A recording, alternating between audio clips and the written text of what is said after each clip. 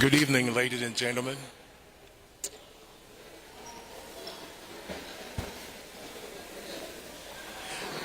We will actually begin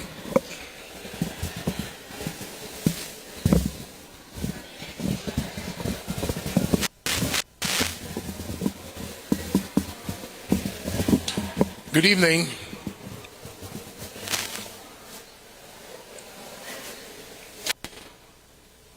Welcome, welcome, welcome. I'm Edward Williams with Baker Tilly, and this is my colleague, Art Davis. Thank you for being here this afternoon to meet, greet, interact, and learn more about your city manager candidate. We'll talk more about the day, but first I'd like to invite Mayor Pro Tem Atkins to deliver a welcome and a few address you all.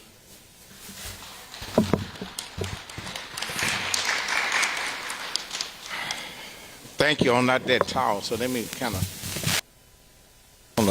not a midget, but can jump a little higher. But first, good afternoon. Thank you for visiting our new country club, the Singing Hill Rexon. We said this is our country club in the southern part of Dallas, and it's great. And is that correct? I hope y'all enjoyed the country club. But today is really serious business that we want to talk about. On the behalf of the city of Dallas, it's my honor to kick off this Singing Hill Rexon 1, one of the three community meeting and greet forum. Today we have come together to gain a community to take part in an important process meeting the outstanding candidate who aspires to lead our great city as our next city manager. First, before we get started, I want to make sure the deep gratitude to our candidates. You're willing to step forward and serve Dallas. Speak volume about your leadership, vision, and dedication to the public service. Let me also take a moment to recognize my colleagues. I think I see Jesse Marino, Chairman Marino, thank you for being here. Chairman Mendelson, I see in the back, thank you for being here also. And we also had other elected. Thank you, Trustee Foreman. I see Judge Nash. Thank you, Judge Nash, for being here. If I miss someone else, I'll apologize. So I don't want to say, start talking, forget someone. Your commitment to this city and future is invaluable. And your presence today underscored the importance of this process. Again, underscore the importance of this process. Dallas is a city like no other, rich in history, vibrant, culture, and brimming with opportunity. We are a global city, driven by innovation, rhythm, and shared commitment to progress. Find the right city manager to lead us into the future is one of the most significant decisions we would make, and a decision that requires the voice of the resident, the voice of the resident, the voice of the community. This process is about our community. Your feedback, your insight, your vision for Dallas are valuable, and we identified the leader who will carry this city forward. For those of you who attend in person, I encourage you to complete the community survey before you leave. There's a barcode to the left in Spanish and English. Your input is invaluable. Will help shape our decision to make this process. For those watching live on TV or social media, thank you for taking the time to engage. We are grateful for our environment, and we encourage you to share your thought through the survey as well. Finally, a heartfelt thank to you, to our city staff for their dedication. And I want to get a good shout out to Gus, Public Safety Department, Public Work and Transportation for the safety of our road, for what they did to make sure we could come and have this meet and greet today. Please know that your hard work does not go unnoticed, and we are grateful for all you do each day, and I want to thank you again. This event is about listening, connecting, envision the future of Dallas. Let's make the most of this opportunity to engage with the candidate, ask questions, and share their perspective. Thank you for being here and contributing to the critical movement in our city history. Today, we will identify the leader who will guide us towards an even better future. Today, it's about you. Today is about the resident. Today is about the community. Today is about your input. We as a council, we work for you. We work for the community. So we definitely need your input and all your thoughts that count. And with that, let's get started.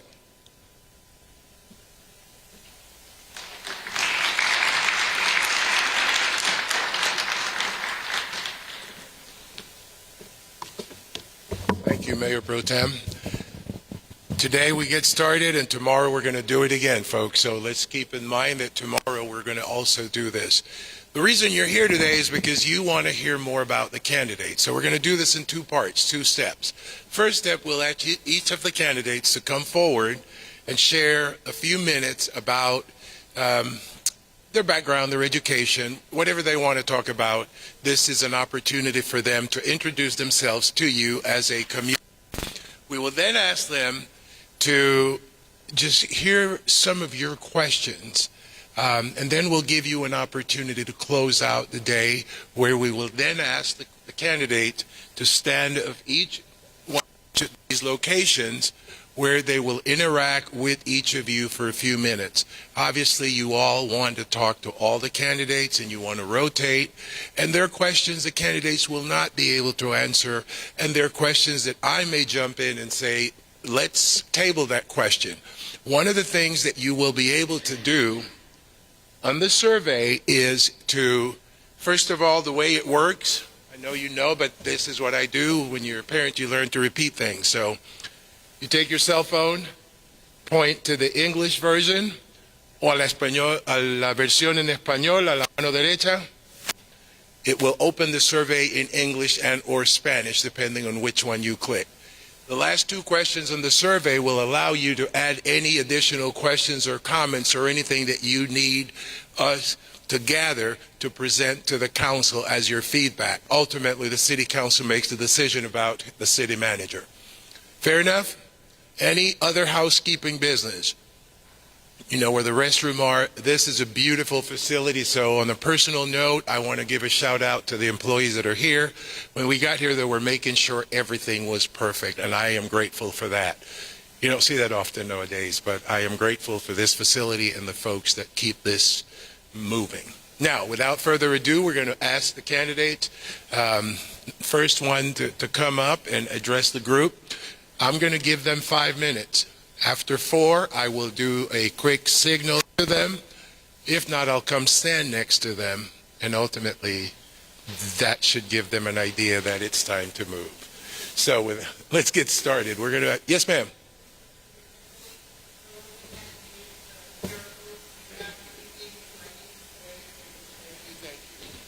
What do you need? I am so grateful for that. That was my mistake. I forgot to mention that. For those individuals who do not have a smartphone or who do not have access to the QR code, Miss Taylor is in the back of the room. Taylor, wave your hands.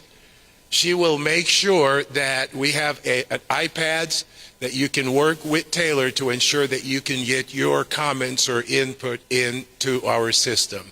If you have any other concerns in terms of accessing the survey or questions about the survey, please talk to me or my colleague, Art Davis, who is here. Any other questions, logistics, or concerns? He said, let's go. Let's get ready. I love it. Thank you. All right, so let's go ahead and start. The first candidate we're going to introduce is Mr. William Johnson.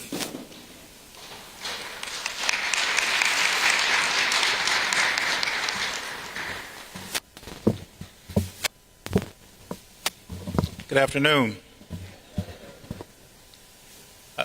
First, I want to say how grateful and honored I am to be standing here before you as one of the three final candidates for the city manager's position here in the city of Dallas. Can everyone hear me now? I also want to congratulate the other candidates here on their outstanding public service records.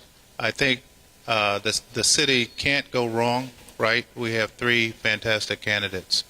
I am a 30-year city management executive with 30 years experience. I have managed large organizations in excess of 8,000 people, budgets in excess of 2.6 billion, and capital budgets in excess of $5 billion. I value community engagement. I value making connections in communities. This is not my first rodeo. I started my career in public service in the city of Philadelphia. After leaving the state of California, I'm a California native. I flew into Philadelphia. I did not know a soul. By the time I left Philadelphia, I knew everybody because I went out there and I engaged in that community. Did the same thing in Baltimore, same situation. Same thing in Atlanta, same situation. Same thing in Fort Worth, same situation. I will do the same thing here in Dallas. I will engage with you in your communities. I will meet you where you are. I will understand what your issues are. I will listen. And then we will together find solutions to a number of the issues that many of us face. Today I've heard a lot of talk about homelessness. I've heard a lot of talk about affordable housing. I've heard a lot of talk about crime in our communities. And these are all areas where I have lots and lots of experience. As Assistant City Manager in the city of Fort Worth, I'm responsible for public safety. I'm responsible for economic development. I'm responsible for our culture and tourism, which includes the convention center expansion, the Fort Worth Stockyards, the Will Rogers Complex, all of our hotel and motel vendors and people who come into the city, heads in beds. I'm also responsible for transportation infrastructure, water infrastructure. My background is in engineering.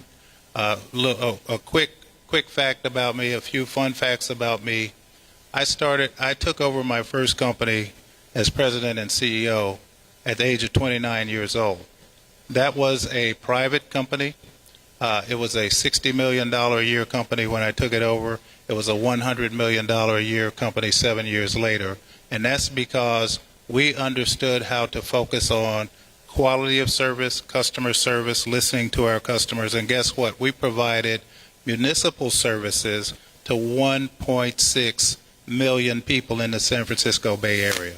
Very successful. I left there, went to Philadelphia, where I took over transportation, public works, built roads, bridges. A lot of cities across America are struggling with how they're maintaining their infrastructure, how they're paying for that infrastructure, and how they're prioritizing where they're investing in communities.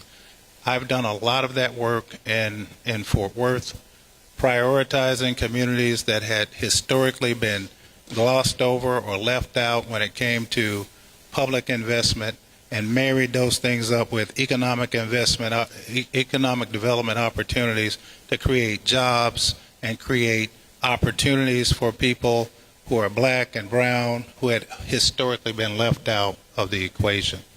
Another quick fact about me, because I'm supposed to be helping you get to know who I am and where I've come from. When I started out in school, in college, I played football at the University of Mississippi, Southeast Conference. Of course, somebody told somebody earlier today that was about 50 pounds ago. And that was during the Bo Jackson era, Eric Dickerson era, Herschel Walker era, et cetera, et cetera. Majored in engineering, went straight from there, master's in engineering, straight from there to consulting engineering, designing roads, bridges, runways, taxiways, and then my career took off into operating companies and operating large municipal operations. My vision for the city of Dallas is to reinforce its status as the center for culture and commerce in the state of Texas, to make sure that those opportunities exist for all people in all communities, and to reestablish the fact that if you live in Dallas or you have a business in Dallas, you should have the expectation of public safety, you should have the expectation of prosperity, you should have the expectation of great education, and you should have the expectation of a city that embraces innovation, technology, and a positive way of life for everyone in the community. Thank you.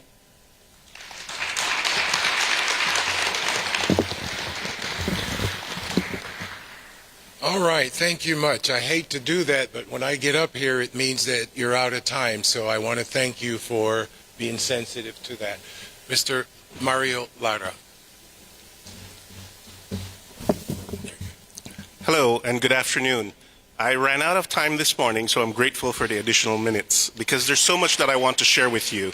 I am Mario Lara, and I'm a dedicated public servant, and I am so honored to be considered for the role of next city manager for this great city of Dallas. I want to share some personal information with you because I think it's important for you to know the person behind the professional. I'm an immigrant. I was born in Belize. I was raised by two parents who were educators, and they taught me the values that have guided my entire life and my career. And those values are a commitment to service to the community, hard work, and integrity. My wife Lucy and I have been married for 30 years, and we have a son who is graduating high school and who is looking to go to college, hopefully here in Dallas. I just want to share with you that my entire family is fully supportive of my opportunity to serve this incredible city. I also want to be very clear that I am only looking at Dallas. I'm not looking anywhere else. Why am I focused on Dallas? Because I see a lot of potential here. I believe in the future of this dynamic city. I am aware of challenges because I have been doing research and I have been following the news. And every city, every major city has challenges, but I truly believe that if we are collaborative, if we're innovative in our thinking, and if we are dedicated to public service, that I believe that we can find solutions that uplift all residents and neighborhoods. I do need to get into my professional background before my time runs out. I worked my way through college. I earned 2 degrees, a Bachelor's of Science in Economics and a Bachelor's in Business Administration, and I graduated with honors. I also earned a Master's in Business Administration, and I have over 29 years of work experience, growing in responsibilities up to the executive management and leadership level. I feel that I am well prepared for this great opportunity here in the city of Dallas. I currently serve as the Assistant City Manager overseeing public safety in the city of Sacramento. That includes the Police Department, the Fire Department, Office of Emergency Management, and the Community Response Department. One of the things that I'm very, very proud of is that in the last couple of years, we've been focused on addressing the homelessness crisis that a lot of cities are facing across the nation. And we were able to reduce unsheltered homelessness in the Sacramento region by 40%. I didn't do that all by myself, but I was leading the collaborative effort that led to those outcomes. That proves that it takes collaboration, it takes aligning external and internal resources to accomplish a mission. Before stepping into that role, I was director of the Youth, Parks, and Community Services Department, which is a forward-facing department. And what I'm proud of there is that I led that department during the pandemic. And we did not go home. We were hard at work addressing the needs of the community. We stood up programs such as essential childcare for essential workers. We did vaccination clinics. We did tutoring for children in underserved communities. We delivered meals to seniors. We saw that the community needed us during a time of crisis, and I am so proud of my team and that my team and I were able to serve community when they were in a time of need. Throughout my career, that is what has been my core value: serve community. I recognize I'm an external candidate, but I don't see that as a limitation. I see that as an asset. My experience has been with large organizations serving diverse communities through tough times, through economic downturns, through pandemic, like I just mentioned, through social unrest. And, I have been able to be a calming force with staff, with community, with our elected leaders. I can bring fresh perspective, new energy, innovative ways of thinking, new set of eyes looking to long-standing challenges, figuring out, asking questions, why are we doing it that way? I look forward to collaborating with the elected leaders, obviously, and aligning with their priorities, understanding the community needs, getting out there and engaging with the neighborhoods, so that we can find the solutions that work for this community. As a lifelong learner, I am currently enrolled in a one-year leadership program, executive leadership program that's run by the Center for Homeless Defense and Security.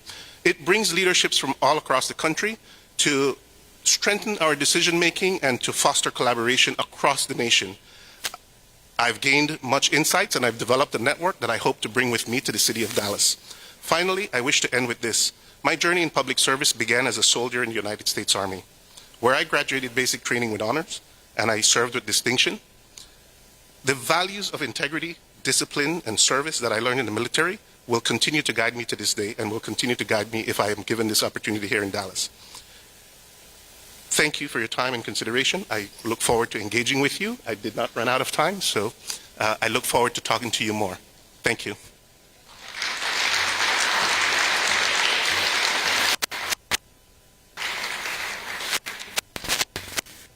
Ms. Kim Tolbert.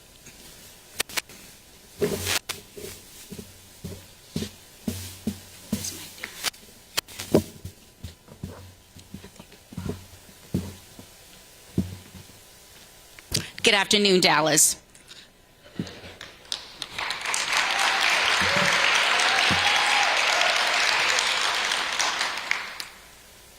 I came to this area as a budding rose from Tyler, Texas, and Dallas allowed me to bloom.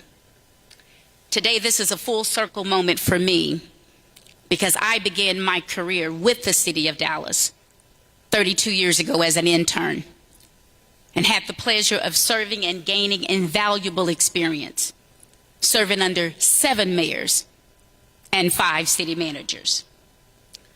I've had the pleasure of serving in executive level positions in this organization, truly understanding the pulse of this organization.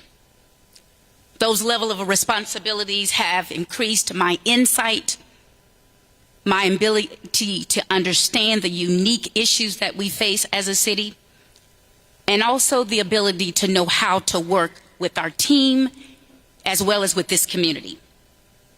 Those leadership roles have been vast, and they have been critical for building me into the leader that I am today. And for that, I have to say thank you to the city of Dallas. I'm a credentialed manager through the International City Management Association. I'm a graduate of the Bloomberg Harvard Leadership City Initiative, and I hold a master's degree in public administration from the University of North Texas.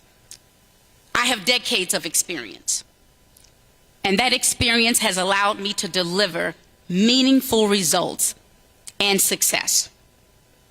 During my tenure with the city of Dallas, I have seen the organization through ups and downs, and I have been with this city through moments of crisis and moments of triumph. And I have led with a focus on stability. As your interim city manager, I am proud of the work that I have been able to accomplish. In less than 100 days, I closed a $38 million budget gap. I worked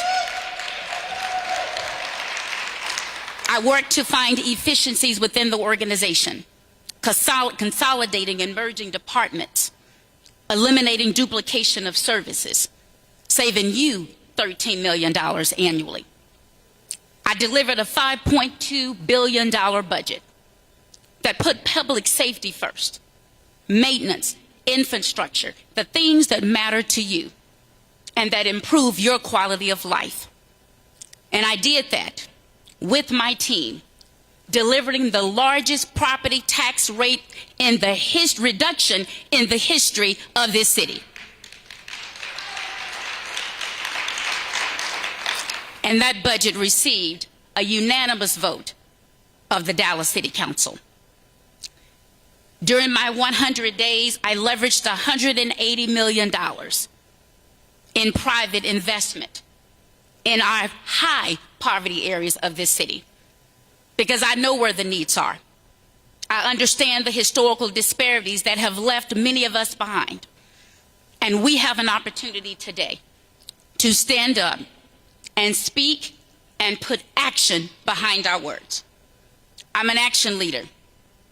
I'm inclusive. I truly understand that we have to get to a place of yes. We have to be open and we have to be honest. And when we don't have the answers, we have to tell you that we don't. And be able to bring those partnerships, bring those different ideas, our different diverse stakeholders to make Dallas truly the extraordinary city that it can be. I have modeled that way. I have modeled that way repeatedly. And I've made the community my office. I've worked with many of you in this room to solve complex problems and deal with our challenges. I have a deep understanding of our pain points. I have a deep understanding of the things that we do really well. But we realize that we have a lot of work to do, and building trust with this community is critical and it is a priority. I am a true champion for this city. Dallas has shaped me, and I'm committed to helping shape it in return. Dallas is my home and my heart. And my vision is that we can be a city, that globally recognized city, that truly sets the model for excellence in innovation, efficient government, and targeted economic growth. So where all of our residents can reach their potential, thrive, and contribute to social vibrancy. And this position represents the pinnacle of my public service career and allows for me to live out my passion for being a part of something that is much bigger than myself. I am ready, I'm willing, and I'm able to serve as your permanent city manager. Thank you very much.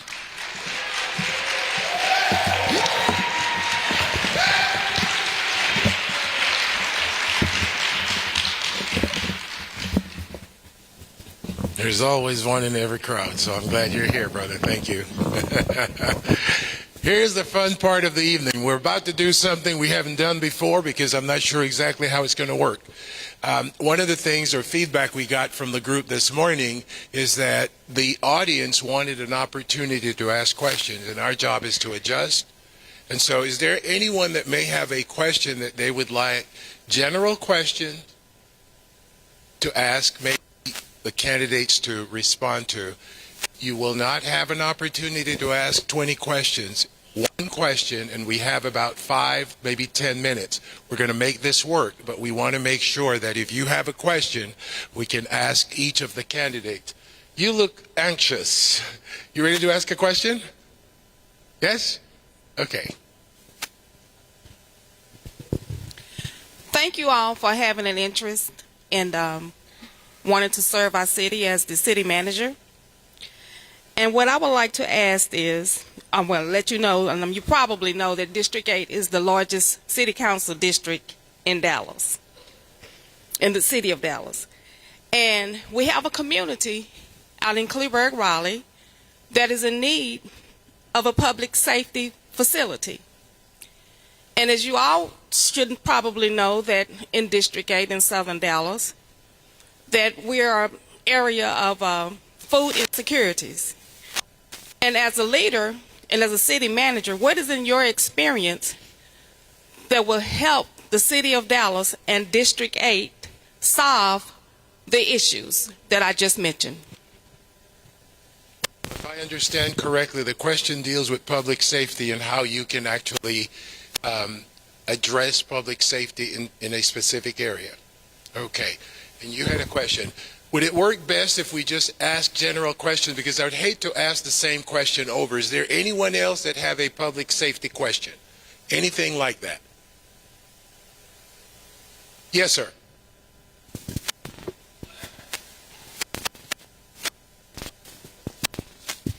In recent elections, public safety has been a great issue. In the city of Dallas, over the past 20 years, clearly it has been a focus. I wanted to know what each of you would do to increase the recruitment and retainment of police officers within the city of Dallas, and specifically maybe one innovative item that you have done in your respective city.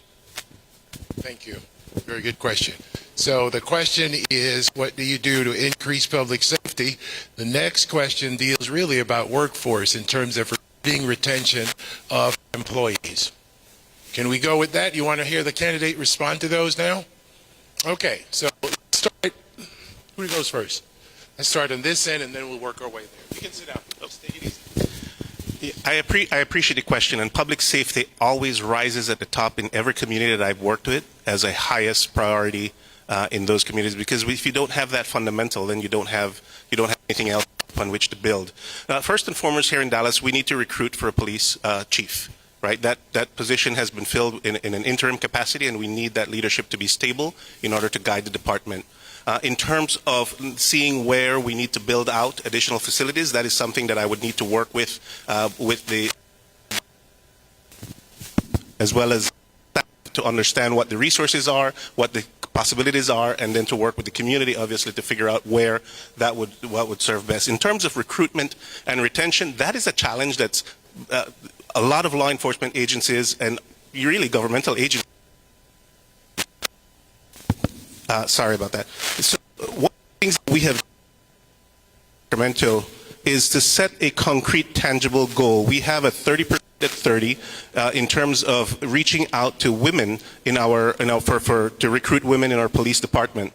I know that here in Dallas, about 19% of the sworn personnel in public safety and law enforcement are women, and I think we should 50% of our population are women, so we should be doubling our efforts to try to reach out to those communities. We've implemented some pipeline programs. We do our cadet programs. We go into the schools system, and we try to create systems that to orient younger people to the law enforcement as a career.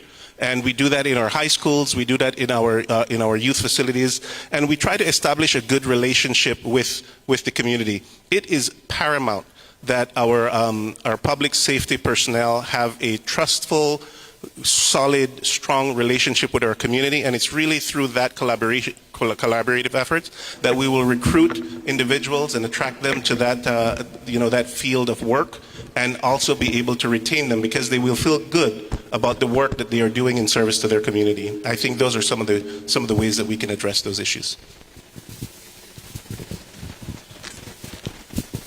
Just to make sure I got the question right, you said that this is the largest district, right? And there's not even a police facility? Is that what I said? What you said? In one area? Okay. So one of the things that I like to do is I make sound decisions based on data. I'm a data-driven guy, right? So the first thing that I'm going to look at is, what do the crime statistics look like here? What are the response times looking like here? These are all things that go into decisions to site new police facilities. And if you've got high crime rates, if you've got low response times, then absolutely we probably need more facilities and more of a presence in this community to reduce the drive time in response to the crime rates in the community. Yes, the first thing that needs to happen is we need to hire a new police chief, right? Because I want that person to be part of the decision-making process. But under my watch, we're going to zero in on those areas of the city that have high crime rates, those areas of the city that are suffering from low response times, and we're going to make adjustments in where we're prioritizing police. One of the other questions that I think I heard was, how are we going to address the issue of adding more police officers? I've been telling people there's more to this process than just going out and hiring a bunch of police officers. The last thing that we want to do is go out and hire police officers that are the leftover garbage from other places that are going to come in here and create more problems than they're going to solve. We don't want that. We want police officers that are going to be focused on the community, on building relationships in the community.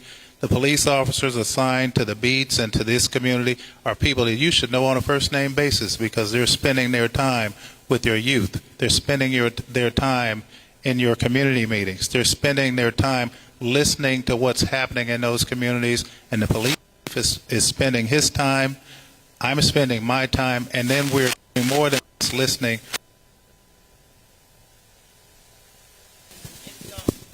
We're making sound decisions based on a lot of the data that we have available.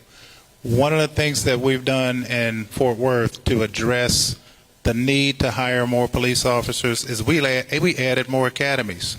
We run probably 2 to 3 academies a year. We've added special types of classes where we call LEOs. Those are lateral entry officers. When we start stealing police officers from Dallas and Arlington and California and Chicago and other places that they're coming in, we send them through the academy too. You know why? Because we don't want other people's garbage. We want to make sure that we're bringing in officers that are going to have the right focus, the right community focus, and that are going to be able to add value and safety to our communities. That's been a very successful program.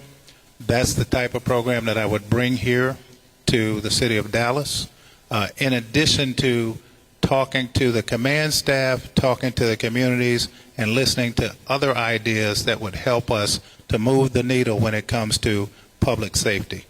One thing that is for sure, I feel like every community should have the right and the expectation that their communities are safe. They don't have to dodge bullets, right? They don't have to deal with drug trafficking, human trafficking, and all of those things. And if people are in our communities that are doing those things, the message should be clear that Dallas is not the place for you.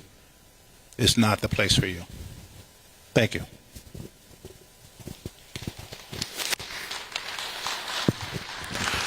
So what I think you've heard is that public safety is a priority across all major cities, all cities across this country, and definitely is something that we've taken seriously here in the city of Dallas. Let me tell you what we've done, because I think oftentimes we get a narrative and we're not clear about the actions that have already taken place. We have made public safety a priority in this city. And we've not only made it a priority, we've started the actions to make sure that it's real, and that we are truly investing our dollars in making sure that we build the strongest public safety infrastructure in this city. With this current budget that the City Council adopted in September 18th of last year, our police and our fire departments together needed roughly $78 million of new funding. The new revenue that we had with the City of Dallas was $63 million. We took 100% of all of our new revenue, and we dedicated that for public safety. And what that demonstrates is that we truly understand that this is not a unique issue, but it's an issue that we have to face with actions, and that's what we've done. You've heard the talk about a new police chief. I've had the pleasure of being a part of 3 police searches for this city, laying the infrastructure and the logistics and all the support to make sure that we hired the right chief at that right time. So that is definitely experience that I bring, and I truly understand how important it will be in making sure that this chief, number one, understands the diverse needs of this community. Dallas is the 4th most diverse city in the country. So having a chief that truly understands those unique needs and how we have to make sure that even the police department looks like this community is going to be critical in how we move forward. Continuing to uphold our standards around community policing. We've built a solid foundation with our previous police chief leadership, And we understand how important it will be to keep that moving and continue to leverage opportunities to have the right leadership, the right command staff, and the right officers on the street. I am a proud mother of a Dallas police officer. I truly understand the uniqueness and the job that they face every single day, and totally committed to understand how we have to be different. So let me tell you what we've done additionally. I have the working relationships with all of our police associations. These are people that we've built trust with over the years. And I've sat at the table and said, tell me what you believe that we need to continue to do or we're not doing in order to ensure that we're recruiting top talent and retaining them in the department. In our budget, we've started a sick time bonus program, something that we've never done before. But that was an idea that came from those associations. And I said, if it's working in other places, then we're going to do it right here in Dallas, where officers now have an opportunity to trade in a portion of their payback for it, which provides now an incentive. We also funded a referral program recommended by the Dallas City Council and the Public Safety Committee chaired by Councilwoman Middleton that really was about having our officers to become frontline recruiters. So if they bring someone in, they actually have an opportunity of receiving up to $5,000 per person that they bring and recruit to the department. So we're building the infrastructure. We understand the importance and how community engagement has to continue. Using data to definitely drive decisions and where we have to put resources, but also understanding because of the complexity of policing around this country, then we've also got to invest in the right technology and making sure that that technology is used in a way that can also help us know where our hot spots are and truly help us trigger those areas, know where those trigger areas of our city, and be able to use that data to effectively allocate resources and deploy additional officers. So we're serious about this work, and I look forward to the continuation of being with this City Council, who already has made public safety a priority, and how we move that agenda forward. Thank you.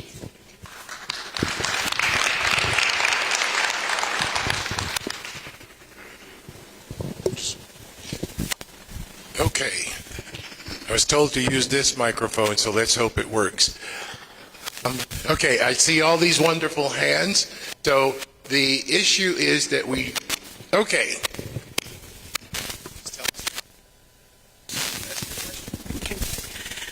Good afternoon. My name is Clara McDade, and I am one of the community leaders here in the community of Highland Hills, the southern sector. And I'm glad to see all three of you here today. My question is, how would you rate the current relationship between the City Council and the City Manager's Office? All right. Say again?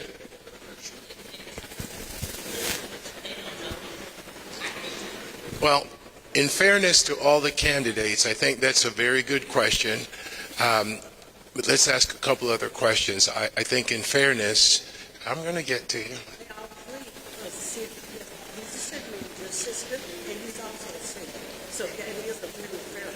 So you're asking the relationship in general? Okay, so the question is, how do you, okay, and you got 1 minute because I've got all these hands up and we've got lots of things to do. So the question is here. Listen to the question. How do you relate how would you rate the relationship between City Council and management in any city? Very good. Rate. So let's be more specific on a scale from 1 to 5, with 1 being terrible and 5 being outstanding. Which one of those would you say? Right? Okay.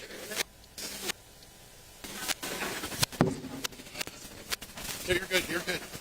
Here. This looks nasty. Thank you so much for the question. So first of all, I think it's important, and it has to be a critical partnership between the city manager and the city council. I see the role of the city manager being the role that actually facilitates the success of a city council member, and being able to clearly, even on things that we disagree, being able to clearly understand the vision, what it is that we're trying to accomplish, what are those shared priorities and how we move that forward. And so I've had the pleasure, and I talked about serving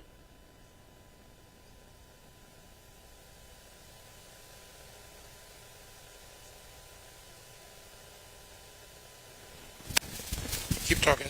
I can hear. Just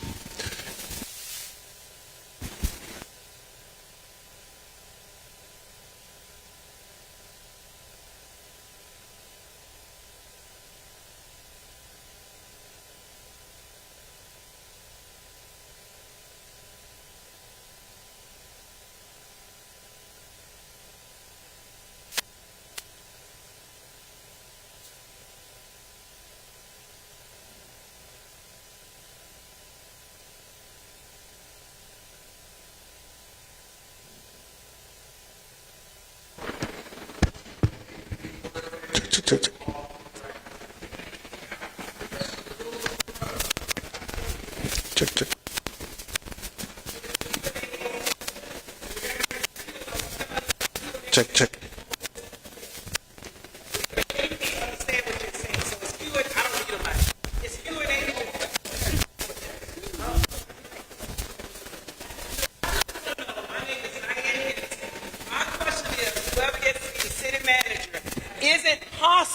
Is it possible? What would you do to get city staff to respond to emails and phone calls in a timely manner?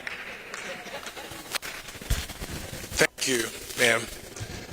Okay, we got one question. You know what? Here's what I want to do.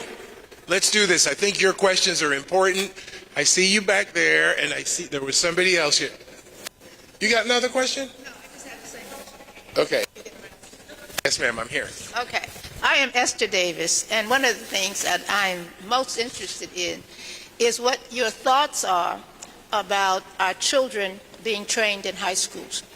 I think we have a great program, and I'm happy to see Joyce Foreman here. We have a great program at Roosevelt High School. It's firefighters teaching children about the basics of firefighting. Why can't we have more of those partnerships, number one, in our inner city schools?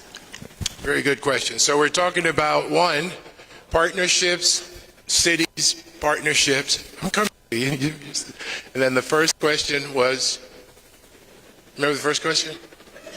It was This young lady's question dealt with, I got you. Yes, sir. Okay. So first question we got was, how do we get city employees to respond to correspondence and inquiries from employees? The second question, let's go. Okay, the first question had to do with as city manager, what would we do to ensure that city staff was being responsive to questions and concerns from the community in a timely manner? Well, the first step is you make that part of their performance evaluation, right? We have to set what I call key performance indicators for every department. When you get calls or we get service requests, I have set up a process where we have something called City Stat, right? I've had Project Stat, where we're looking at how many calls are we getting, how long to respond, what is the response. If the response is, yes, I heard you and I'm doing nothing, that's not a response, right? We need to get out in the community with the people that are lodging those complaints, understand what the issues are, and make sure that we're responding in a timely manner. And by timely, I'll give you an example. I went to a community meeting when I first arrived in Fort Worth, and I almost didn't get out of there alive. The police literally had to escort me out because it was a community in a black and brown. It was a black and brown community, and everybody was going crazy because they had been complaining about the lack of street lights. The street lights were out. The street lights weren't working, right? And they felt like they were not being heard. What I did is, when I left that meeting, I drove that neighborhood, and I personally counted 38 street lights that were out just in that community. Unacceptable. So we added budget, we set performance standards, I determined I wanted to see the burn rate be, in other words, the percentage of lights that were on versus the ones that were off. And over about a 1 year period, we went from a 42% burn rate, in other words, 4 out of 10 lights were working, to a 93% burn rate, 9 out of 10 lights working all the time. And not just in that community, but in every community. So you tie these things to their performance. Hang on.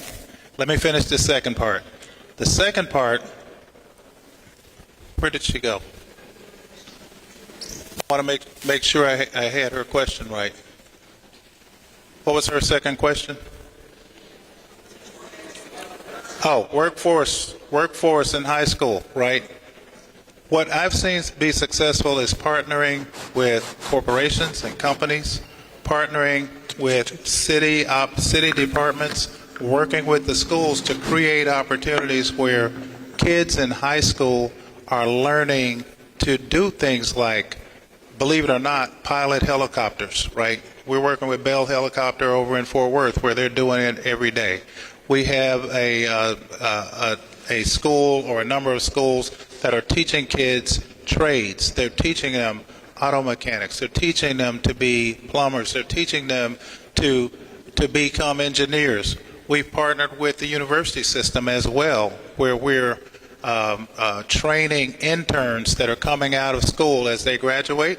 They come to the city, they work as an intern, and then we get to keep them for a year or two before some consultant comes along and hires them away. But it's giving people real opportunities to work for the city and to work for private companies within the city. Thank you. You know, it is so hard to give you all the time you deserve to get your questions. You will have an opportunity. Let's do this. There are questions that are still pending on the table that I think we need to answer. So one question will be, God, I want to answer all of your questions. Hold on to your questions. Here's what we'll do. Most important thing today is for you to interact with the candidate. Please, if you have questions, let's add them to the survey at the bottom. The last two questions, those will be there, and I will personally make sure that they're addressed and we will make them available. But I just cannot take the time and not give you an opportunity to interact with the candidates. Is that a fair conversation? So one question deals with, and when you get 30 seconds to answer this, okay? Her question was dealing with organizations and leadership, the city council and management in the organization. Okay, there was another question about recruiting and retention. There are general questions about a lot of things, okay? So I'm going to ask you to address specifically how. Second? Well, at this point, I want the community to meet with you right now. So we'll have an opportunity for you all to interact with the candidates. And I'm sorry, I want to give everybody as much opportunity as possible. So, How much time do I have, you said? 30 seconds. Wow, it's difficult to answer all of that in 30 seconds, but all of these questions actually relate to organizational culture. And I always say it, everyone in this city that works in the city, and I'm sure we have great employees, but we have to create an organizational culture that is responsive to the community. Put the community first. I've said that's always been my guiding light, and I lead by example. I attend community meetings. I make myself available. I am responsive. And you set the standard, and you demonstrate that it is possible to be responsive to the community and to meet their needs. It's very simple. You get an email from a constituent. You might not have the answer right away, but you can acknowledge the receipt of that email and say, I'm working on it. And you can always get back to the concerned citizen and say, don't have the answer yet, I am working on it and I haven't forgotten you. It's all about organization culture. The relationship between a city manager and the mayor and the council in the form of government that you have, city managers, city council form of government, is paramount. I have worked in this form of government for the last 20 years, and I can tell you, when that relationship becomes toxic, it doesn't work. It simply doesn't work. The relationship has to be based on trust. It has to be based on respect. It has to be based on integrity and dignity. And once you have that, you have an organizational culture that will be responsive to the community needs, that will be action-oriented, that will give you the results that the community is demanding. That is the bottom line. All right, folks, we need to get back to our format, so I'm going to ask Ms. Stolbert to stand over in this corner, Mr. Johnson right behind, and Mr. Lara here. I know there are questions, and I would love to find out what's the best way to gather all the questions so that they can collectively answer those. So for now, I would invite you all to head on over and just start your conversations with the candidates. You will have an opportunity for about 2 or 3 minutes, and please be aware that others are waiting to speak with the candidates as well.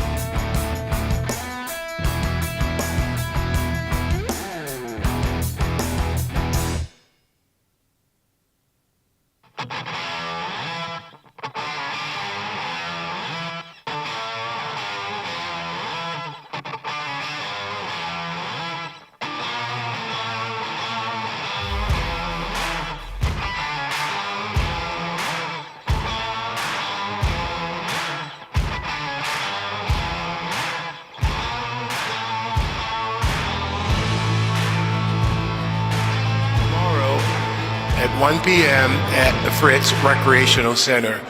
For those that are still in attendance, please take the time to scan the QR code and provide us your input. Okay? Thank you all. And again, to Mr. Lara, thank you.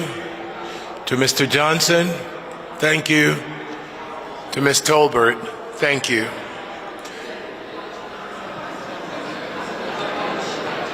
Have a good evening, folks. Good night.